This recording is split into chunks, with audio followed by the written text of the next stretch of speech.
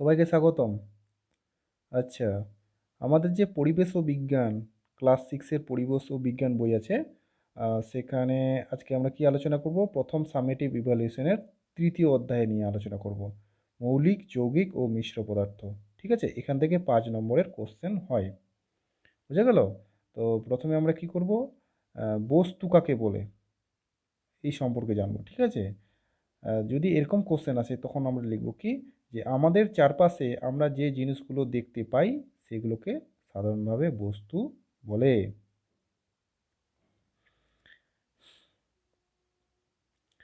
আমাদের চারপাশে আমরা যে জিনিসগুলো দেখতে পাই সেগুলোকে সাধারণভাবে বস্তু বলে।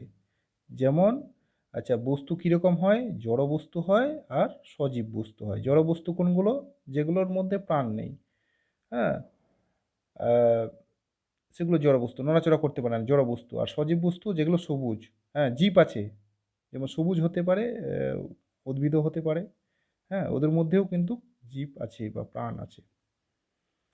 আচ্ছা, পদার্থ। পদার্থ কাকে বলে? উদাহরণ দাও।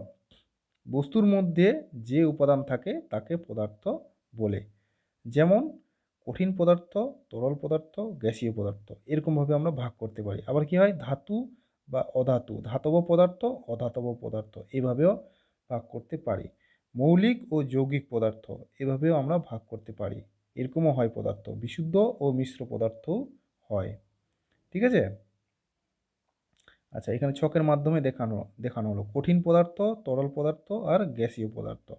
কঠিন পদার্থের উদাহরণ হচ্ছে বরফ, তরল পদার্থের উদাহরণ হচ্ছে জল, আর গ্যাসীয় পদার্থের উদাহরণ হচ্ছে জলীয় বাষ্প। আবার কিভাবে ভাগ করতে পারি পদার্থকে আমরা? একটা হলো ধাতু, একটা হলো অধাতু। ধাতু হলো যেমন লোহা, অধাতু হলো কাঠ। ওকে? আবার কিভাবে ভাগ করতে পারি? হ্যাঁ, দেখো যে পদার্থকে আমরা কি মৌলিক পদার্থ এবং যৌগিক পদার্থ এভাবেও ভাগ করতে পারি।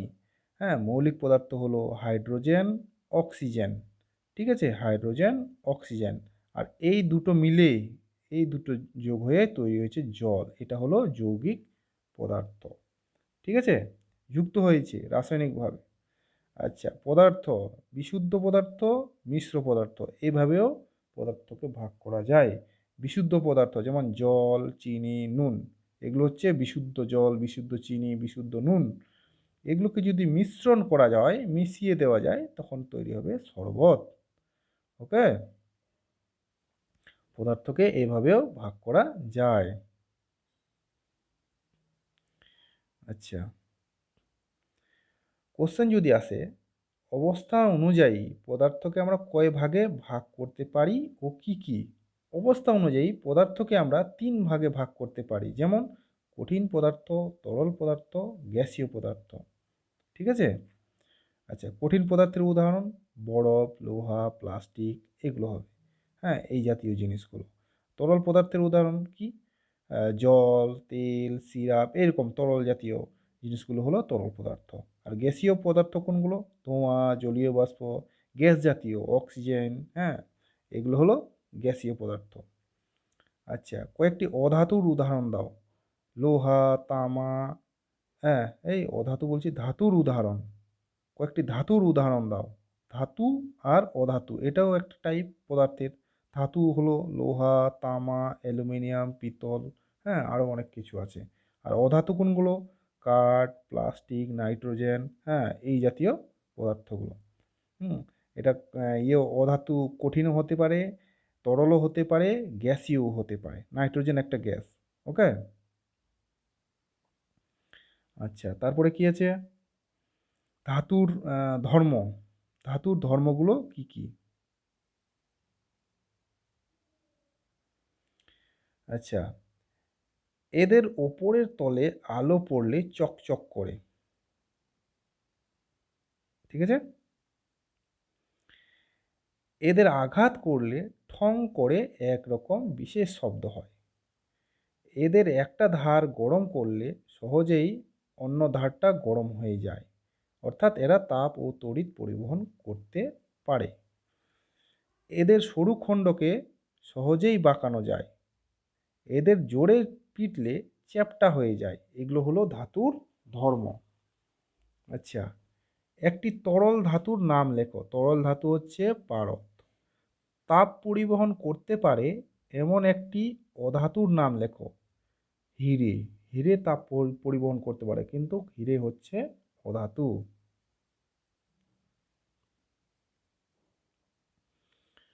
আচ্ছা, তাপ ও তড়িৎ পরিবহন করতে পারে এমন একটি অধাতুর নাম লেখো। গ্রাফাইট। তাপও পরিবর্তন করতে পারে, তড়িৎও পরিবহন করতে পারে। আচ্ছা, বিশুদ্ধ পদার্থ কাকে বলে? উদাহরণ দাও। এবার চলে আসলাম বিশুদ্ধ পদার্থ আর মিশ্র পদার্থ। যে পদার্থের মধ্যে একাধিক পদার্থ মিশে থাকে না তাকে বিশুদ্ধ পদার্থ বলে। যেমন এই জল, চিনি, নুন, লোহা, এই অক্সিজেন, কার্বন ডাই অক্সাইড, হ্যাঁ, এগুলো হচ্ছে বিশুদ্ধ পদার্থ। আর মিশ্র পদার্থ কি? যে পদার্থের মধ্যে একের বেশি পদার্থ মিশে থাকে তাকে বলা হয় মিশ্র পদার্থ। যেমন বাতাস, শরবত ইত্যাদি হলো মিশ্র পদার্থ। মৌলিক পদার্থ কাকে বলে? মৌলিক আর যৌগিক। এখন ঠিক আছে, যে পদার্থের মধ্যে শুধু ওই পদার্থগুলোই আছে, ওই ছাড়া, মানে তাছাড়া বা ওই ছাড়া আর অন্য কোনো পদার্থ নেই, ওই রকম পদার্থগুলিকে বলা হয় মৌলিক পদার্থ। যেমন হাইড্রোজেন। হাইড্রোজেনের মধ্যে শুধু হাইড্রোজেনই আছে, অন্য কোনো পদার্থ নেই। অক্সিজেন, লোহা, তামা, সোনা, রূপা, কার্বন, এদের মধ্যে সেই পদার্থগুলোই শুধু আছে, অন্য কোনো পদার্থ নেই। তাই এদেরকে বলা হয় মৌলিক পদার্থ। আর যেগুলো যৌগিক পদার্থ কোনগুলো? একাধিক পদার্থের মধ্যে রাসায়নিক বিক্রিয়ায় যে নতুন যৌগ তৈরি হয়, এখানে কি রাসায়নিক বিক্রিয়ার মাধ্যমে ঘটে, তাকেই বলা হয় যৌগিক পদার্থ। যেমন জল। জল কিভাবে তৈরি হয়? হাইড্রোজেন এবং অক্সিজেনের মধ্যে ঘটে যাওয়া রাসায়নিক বিক্রিয়ার ফলে তৈরি হয়। ঠিক আছে, জল H2O, 2 অণু হাইড্রোজেন আর 1 অণু অক্সিজেন। আচ্ছা, এখানে আমাদেরকে কার্বনের ধর্ম জানতে হবে। কার্বন ডাই অক্সাইড যদি বলি, হ্যাঁ, তাহলে কার্বন আর অক্সিজেনের ধর্ম আমাদেরকে জানতে হবে। হ্যাঁ, কীরকম? যে কার্বন, দেখো এটা একটু ম্যাচ করে পড়তে হবে আমাদের। কার্বন হলো কার্বন হলো কালো রঙের কঠিন পদার্থ। আর অক্সিজেন হলো কি? বর্ণহীন, গন্ধহীন, গ্যাসীয় পদার্থ। হ্যাঁ, এটা গ্যাসীয় পদার্থ, এটা হলো কঠিন পদার্থ। অক্সিজেনের উপস্থিতিতে জ্বালিয়ে দিলে জ্বলে। এটা কিন্তু জ্বলে, এই যে জলে বানানটা ভুল আছে, বর্গীজয় বফলা হবে, জ্বলে। অনচা। আর এটা কি? অক্সিজেন অন্যকে জ্বলতে সাহায্য করে, কিন্তু নিজে জ্বলে না। আচ্ছা, এখানে কঠিন পদার্থ দেখলাম, এখানেও এখানে গ্যাসীয় পদার্থ, কিন্তু যখন কার্বন ডাই অক্সাইড হলো তখন কিন্তু এটা হয়ে যাচ্ছে গ্যাসীয় পদার্থ, কার্বন আর অক্সিজেন মিলে। বোঝা গেল? আর এটা কি? অন্যকে জ্বলতে সাহায্য করে না। কার্বন ডাই অক্সাইড সাহায্য করে না জ্বলতে। আচ্ছা, এটা কিন্তু জ্বলে, অক্সিজেনের উপস্থিতিতে জ্বালিয়ে দিলে জ্বলে। এটা বর্গীজয় বফলা হবে, হ্যাঁ, বানানটা। এখানে অন্যকে জ্বলতে সাহায্য করে, কিন্তু নিজে জ্বলে না। হ্যাঁ, আর এটা কি? অন্যকে জ্বলতে সাহায্য করে না। বোঝা গেল? এইভাবেই পড়তে হবে। আচ্ছা, এখানে আর কিছু দেখছি, এখানে কার্বনের আর ধর্ম দেওয়া হয়নি, হ্যাঁ, কিন্তু এখানে আহ, অক্সিজেনের আরও কিছু ধর্ম আছে। এটা কি? শ্বাসকার্য করতে সাহায্য করে, আর বাতাসের চেয়ে সামান্য ভারী।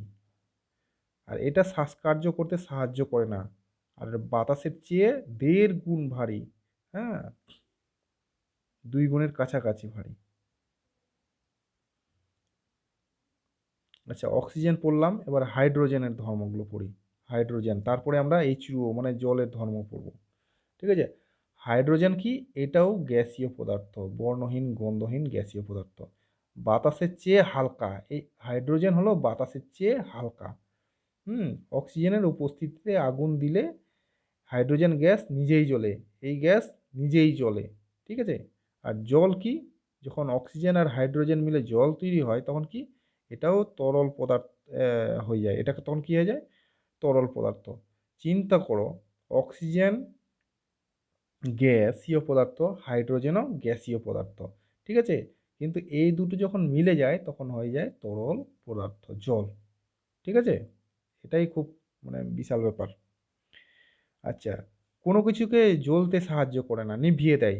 হাইড্রোজেন জ্বলে, অক্সিজেন জ্বলে না, অপরকে জ্বলতে সাহায্য করে, কিন্তু হাইড্রোজেন তো জ্বলে, কিন্তু যখন জল হয়ে যায় তখন কি অপরকে নিভাতে সাহায্য করে।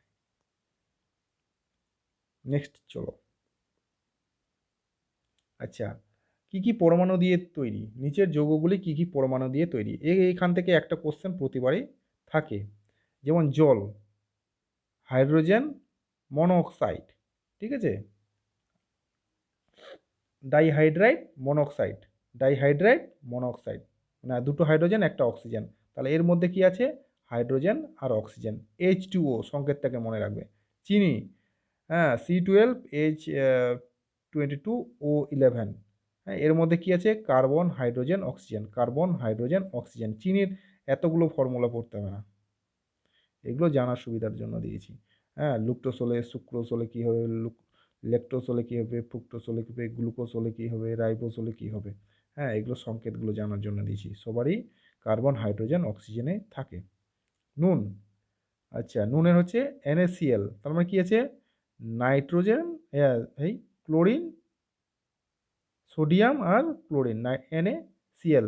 Na মানে নাইট্রিয়াম, সোডিয়াম, ঠিক আছে। নাইট্রোজেন আর এই না, এন না তো, এটা সোডিয়াম আর ক্লোরিন, ঠিক আছে। আচ্ছা, তারপরে দেখো যে এখানে চুনা পাথর, CaCO3, এটা কি? ক্যালসিয়াম, ক্যালসিয়াম, কার্বন আর অক্সিজেন। এখানে কার্বনটা লিখিনি, কার্বন এখানে লিখে দেবে, কার্বন, ঠিক আছে, কার্বন। আচ্ছা, carbon die oxide, CO2, carbon আর অক্সিজেন আছে, ঠিক আছে। আচ্ছা, নিচের মৌলগুলির চিহ্ন লেখো। এই চিহ্নগুলো থাকে। নাইট্রোজেন, ইংলিশটা মনে রাখবে, nitrogen N, boron B, sulphur S, phosphorus P, iodine I, fluorine F, cobalt CO, এটাকে দুটো, প্রথম দুটো অক্ষর নেওয়া হয়েছে। হিলিয়াম He, প্রথম দুটো অক্ষর নেওয়া হয়েছে এগুলোর। Beryllium Be, barium Ba, bromine, হ্যাঁ, Br, chlorine Cl, chromium Cr, manganese Mn, magnesium Mg, এগুলো একটা থাকে চিহ্নগুলো। পটাশিয়াম, এটা মনে রাখবে, পটাশিয়ামের ল্যাটিন নাম কেলিয়াম, কে। সোডিয়াম, এর ল্যাটিন নাম নেট্রিয়াম, সংকেত চিহ্ন হবে Na। তামা বা কিউপ্রাম Cu, লোহার হচ্ছে ফেরাম Fe, সোনা হচ্ছে আরম Au, রূপা হচ্ছে আর্জেন্টাম, হ্যাঁ, আর্জেন্টাম Ag। এই চিহ্নগুলো মনে রাখবে, ঠিক আছে, এগুলো একটা থাকে। এবার সংকেত, নিচের মৌল বা আচ্ছা, নিচের যৌগগুলির সংকেত, মৌল নয় যৌগগুলি দিয়েছি। আচ্ছা, কার্বন মনোঅক্সাইড, মনোঅক্সাইড মানে একটা, CO। Carbon die oxide, die মানে দুটো অক্সাইড, অক্সিজেন আছে, হ্যাঁ, CO2, সংকেতগুলো একটা থাকবে। ফসফরাস ট্রাইক্লোরাইড, ট্রাই মানে তিনটে, trichloride PCl3। Carbon tetra, tetra মানে ফোর, কার্বন আর টেট্রাক্লোরাইড Cl4। ফসফরাস পেন্টাক্লোরাইড মানে পাঁচটা ক্লোরিন আছে, PCl3। আচ্ছা, methane CH4, ammonia NH3, hydrogen sulphide H2S, sulphur dioxide HSO2। আচ্ছা, হাইড্রোজেন ক্লোরাইড HCl। আচ্ছা, পরের চ্যাপ্টারে চলে আসি, যোজ্যতা কাকে বলে। আচ্ছা, যোজ্যতাকে আমরা পরবর্তীকালে পড়ব কি হিসাবে? ভ্যালেন্সি হিসাবে। হ্যাঁ, অণু গঠনের সময় কোনো মৌলের একটি পরমাণুর সাথে অপর একটি মৌলের কোনো পরমাণু যুক্ত হবার সামর্থ্যকে যোজ্যতা বলে, হ্যাঁ, বা যোজন ক্ষমতা বলে। আমাদের বইয়ে দেওয়া আছে কি? হাইড্রোজেন ভিত্তিক যোজ্যতা বলতে কি বোঝো? হাইড্রোজেন ভিত্তিক যোজ্যতা, এটা আমাদের বইয়ে দেওয়া আছে। হ্যাঁ, আমরা কীরকম লিখবো? যদি আসে হাইড্রোজেন ভিত্তিক যোজ্যতা বলতে কি বোঝো, তখন আমরা লিখবো কি?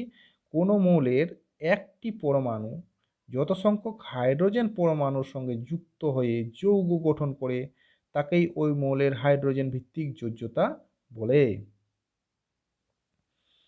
আচ্ছা, এখানে এরকম কোশ্চেন হয় যদি জলের সংকেত বা H2O হয় তাহলে অক্সিজেন এর যোজ্যতা কত? তাহলে কত হবে? অক্সিজেন দুটো হাইড্রোজেনকে নিয়েছে তাই অক্সিজেনের সংকেত হবে যোজ্যতা হবে 2।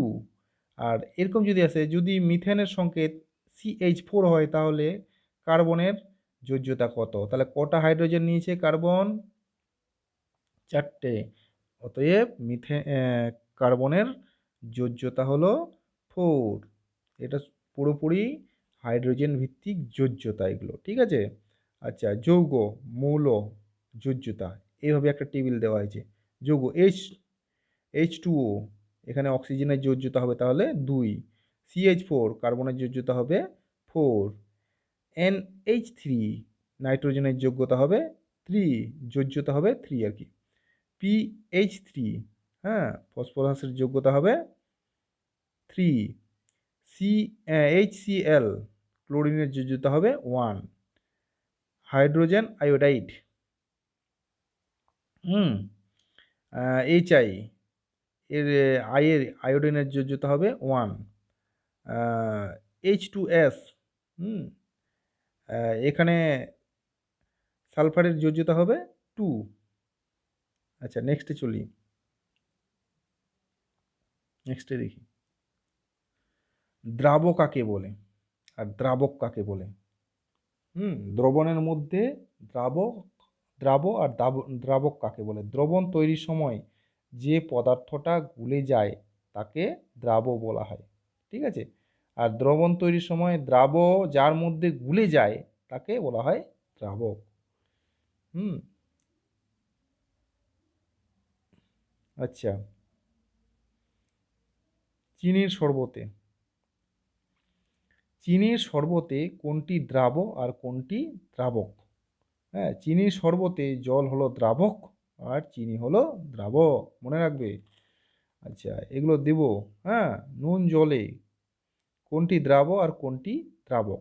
জল হলো দ্রাবক আর নুন হলো দ্রাবক, ঠিক আছে? মিশ্রণকে পৃথক করার 3টি পদ্ধতির নাম লেখো। কি কি পদ্ধতি আমাদের বই আছে? পরিস্রাবণ পদ্ধতি, কেলাসন পদ্ধতি আর চুম্বকের সাহায্যে পৃথকীকরণ পদ্ধতি। এখন যদি প্রশ্ন দেয় কাদাগোলা জলকে কোন পদ্ধতিতে আলাদা করা যায়, তখন আমরা লিখব পরিস্রাবণ পদ্ধতিতে। ফিল্টার কাগজের মাধ্যমে পরিস্রাবণ পদ্ধতিতে আমরা এটাকে আলাদা করব। নুন জলকে কোন পদ্ধতিতে আলাদা করব? কেলাসন পদ্ধতিতে, ঠিক আছে? মাটি আর লোহার গুঁড়ো মিশে থাকলে কোন পদ্ধতিতে তাকে আলাদা করা যায়? চুম্বকের সাহায্যে।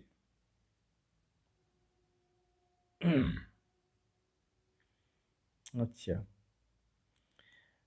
পরিস্রাবণ পদ্ধতি বলতে কি বোঝো? ফিল্টার কাগজ বা অন্য কোনো ছাঁকনির সাহায্যে তরল এবং কঠিন পদার্থের মিশ্রণকে আলাদা করার পদ্ধতিকে বলা হয় ফিল্টার করা বা পরিস্রাবণ পদ্ধতিতে। এইখানে মানে আমরা জানতে পারবো কি পরিশ্রুত আর অবশেষ।